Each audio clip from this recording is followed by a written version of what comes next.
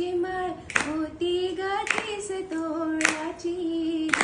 जसा गणपतीचा गोंडा चौरंगी लाल बावटा ग. गणपतीचा गोंडा चौरंगी लाल बावटा ग.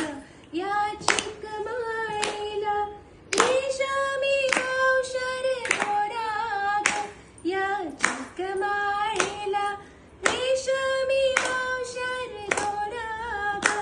मऊ रेशमाच्या दोऱ्यात नवरंगी माळ ओविली ग.